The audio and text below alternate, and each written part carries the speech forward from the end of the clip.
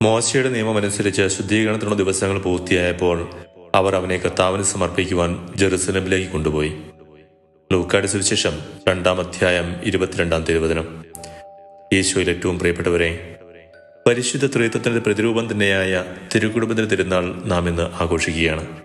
നമുക്കറിയാം, അനുദിനം ദൈവഹിതത്തോട് വിധേയയായി ജീവിച്ച പരിശുദ്ധ മറിയവും ഉണ്ണിയേശുവിനെയും മറിയത്തെയും സംരക്ഷിച്ചു പോന്ന നീതിമാനായ യോസേപ്പിതാവും ദൈവസ്നേഹം മനുഷ്യനായി ഭൂമിയിൽ പിറന്ന ഉണ്ണിയേശുവും അടങ്ങുന്നതാണ് തിരുകുടുംബം.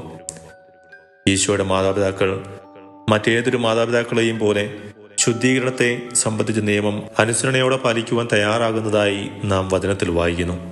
നിയമങ്ങൾക്ക് വലിയ പ്രാധാന്യമൊന്നും കൽപ്പിക്കാത്ത ഈ ലോകത്ത് ഉത്തമ പൗരന്മാരായി രാജ്യത്തിന്റെ നിയമങ്ങളും നല്ല ക്രിസ്ത്യാനി എന്ന നിലയിൽ തിരുസഭയുടെ നിയമങ്ങളും പാലിക്കുവാൻ തിരുകുടുംബം നമുക്ക് മാതൃക കാണിച്ചു തരുന്നു.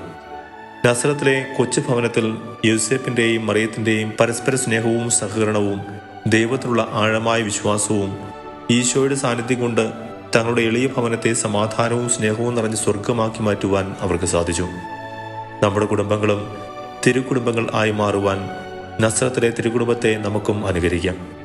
ഈശോയെ ജ്ഞാനത്തിലും പ്രായത്തിലും ദൈവത്തിന്റെയും മനുഷ്യരുടെയും പ്രീതിയിൽ വളരുവാൻ സഹായിച്ച യോസേപ്പിതാവും മറിയവും നമ്മുടെ കുഞ്ഞുങ്ങളെയും സത്യത്തിലും നന്മയിലും ദൈവസ്നേഹത്തിലും വളരുവാൻ സഹായിക്കട്ടെ. അതിനായി തിരുക്കുടുംബത്തിന്റെ മാധ്യസ്ഥ്യവും സഹായവും നമുക്ക് തേടാം.